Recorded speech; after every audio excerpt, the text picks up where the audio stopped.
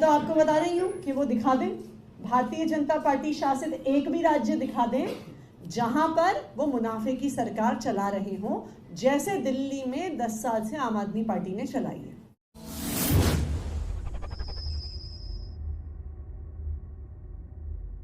यहां पर साझा करने के लिए बैठी हूं।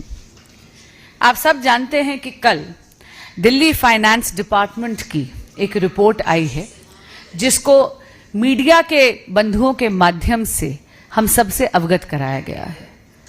इस मीडिया की रिपोर्ट, इस दिल्ली फाइनेंस डिपार्टमेंट की रिपोर्ट से यह स्पष्ट हो गया है कि दिल्ली की अर्थव्यवस्था के विध्वंस के लिए पूरी तरह जिम्मेदार हैं माननीय अरविंद केजरीवाल जी, आम आदमी पार्टी की सरकार और माननीय मुख्यमंत्री आतिशी जी, जो दिल्ली की वित्त मंत्री भी हैं।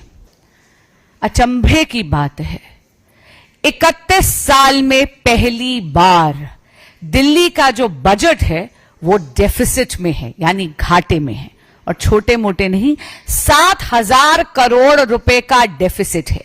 इसका क्या अर्थ हुआ?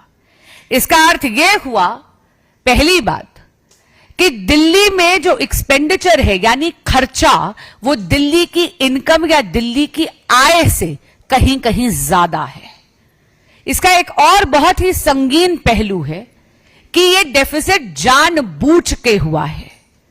आपको याद होगा, जब विधानसभा के पटल पर यह बजट पारित करा गया तो तब माननीय सीएम आतिशी जी ने, जो तब केवल वित्त मंत्री थी, उन्होंने दिल्ली के बजट के सरप्लस होने की घोषणा करी थी।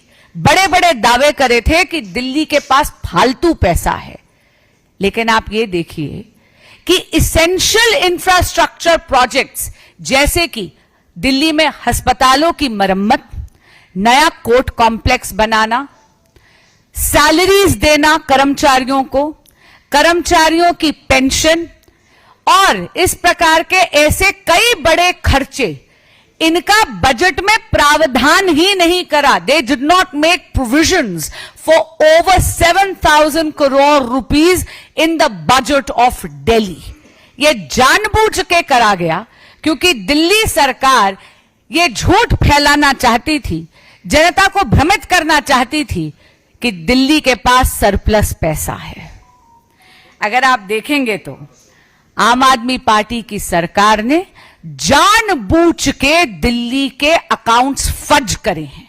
इसलिए आज हम इस अकाउंट फजिंग की और दिल्ली के बजट की सीएजी से ऑडिट और जांच मांगते हैं, और जांच के बाद कड़ी से कड़ी कार्रवाई हो, इसकी मांग रखते हैं। आपके समक्ष कुछ उदाहरण रखना चाहूंगी।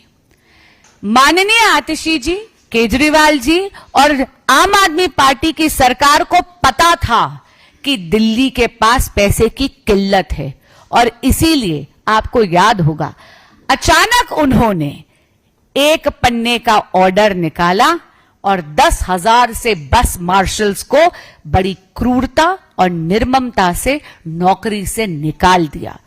6 महीने की उनकी सैलरी उन्हें नहीं दी। इसी तरह क्योंकि दिल्ली सरकार के पास पैसा नहीं है, उन्होंने झूठ बोला था कि बजट में सरप्लस है। 7,000 करोड़ रुपए का उन्होंने बजट में डेफिसिट रखा जानबूझकर। आप देखिए, शिक्षा के क्षेत्र में भी उन्होंने वोकेशनल ट्रेनिंग टीचर्स के साथ भी यही करने का प्रयास करा।